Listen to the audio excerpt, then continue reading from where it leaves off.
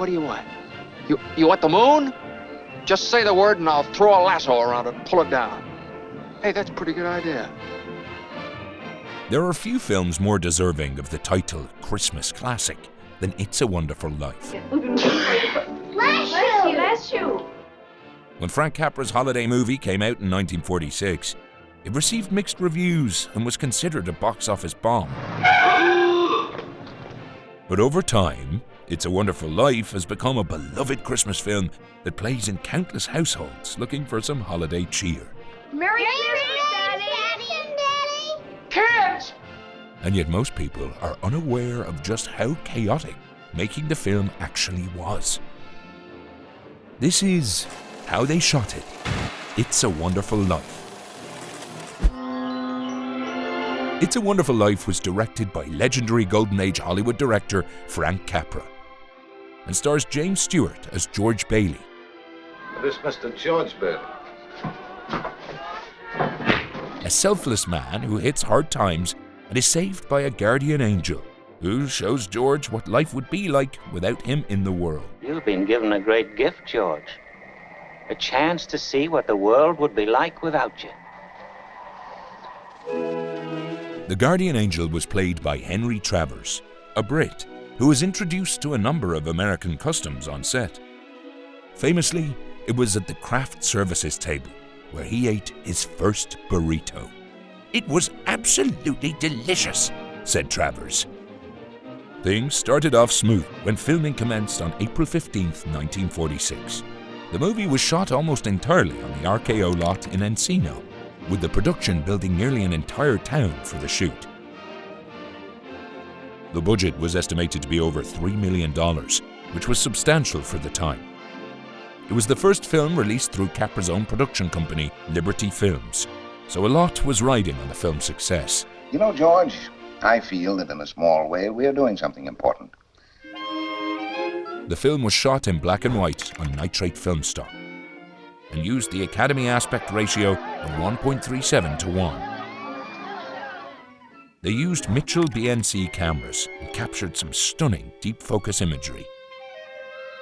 The fake snow on set was created using water, soap, foamite and sugar. But fake snow was the least of the crew's concerns.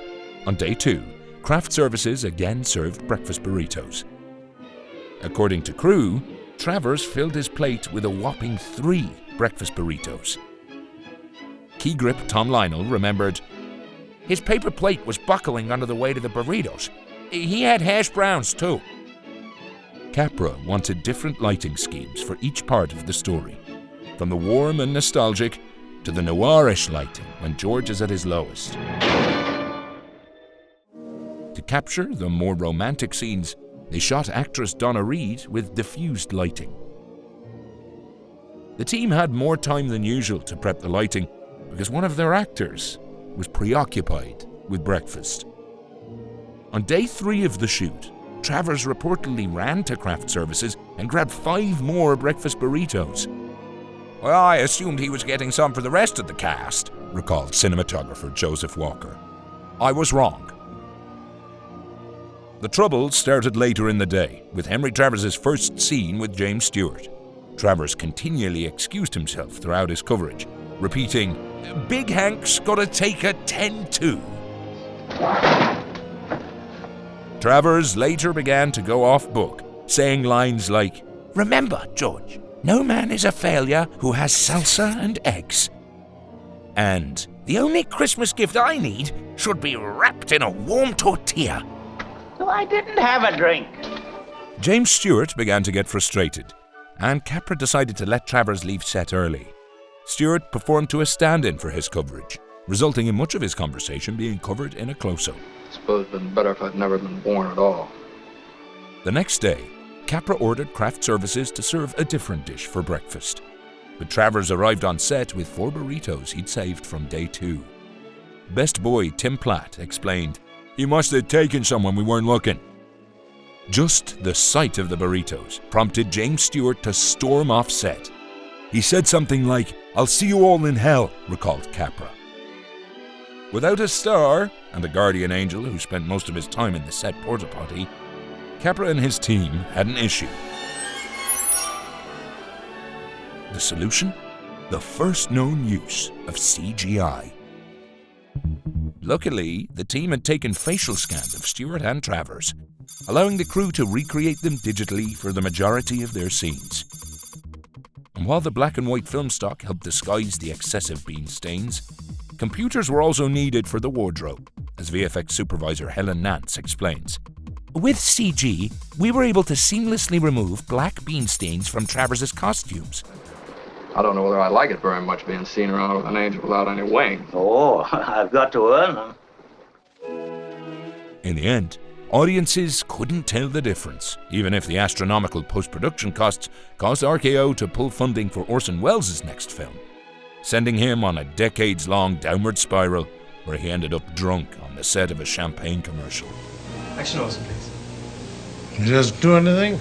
No, it's sorry, cut. Of course, CGI isn't perfect, as Capra notes.